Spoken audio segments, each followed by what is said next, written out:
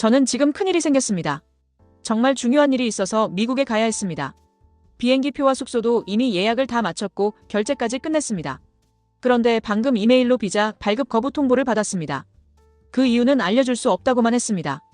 이게 대체 무슨 일인지 혼란스럽기만 합니다. 사실 저는 이번에 비자 신청을 하면서 조금 불안한 마음이 들었습니다. 요즘 이상한 소문들이 들리기 시작했거든요. 특히 SNS에 올라온 사진이나 활동 때문에 비자가 거부된 사례가 있다는 이야기를 들었습니다. 그래서 저도 인스타그램에 올렸던 사진들을 다 지우고 기다렸습니다. 얼마 전에 여의도에서 탄핵반대 집회 사진을 올렸었는데 그게 문제될까 싶어 조심했죠. 저는 탄핵반대를 하러 갔었지 그게 반미 집회인지는 전혀 몰랐거든요. 민주노총이나 다른 곳에서 참여했는지도 몰랐습니다. 그냥 친구 따라갔거든요. 하지만 사진을 지워도 이런 노력이 무색하게도 결과는 미국 비자 거부였습니다.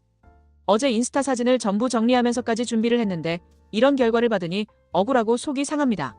저 혼자만 이런 상황을 겪는 게 아니라는 걸 알지만 막상 제 일이 되고 나니 그 무게가 다르게 느껴집니다.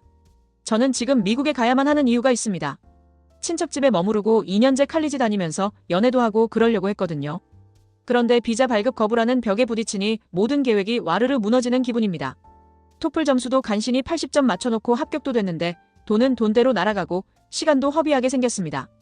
특히 항공권 취소 규정 때문에 손실이 막심할 것 같아 걱정이 이만저만이 아닙니다.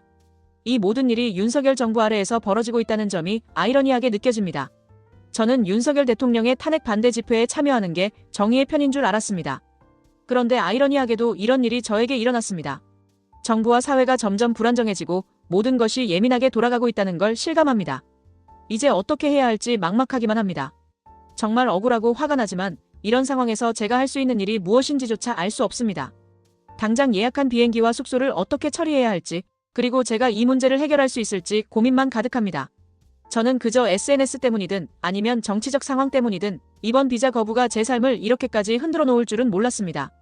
친척한테는 잠시 일이 있어서 못 간다고 했는데 어머니가 갑자기 무슨 일이냐고 그러더군요. 그냥 친구한테 큰일이 생겼다고만 했습니다. 비자가 풀리기는 풀릴지 앞으로 평생 입국이 안 되는 건지 걱정입니다.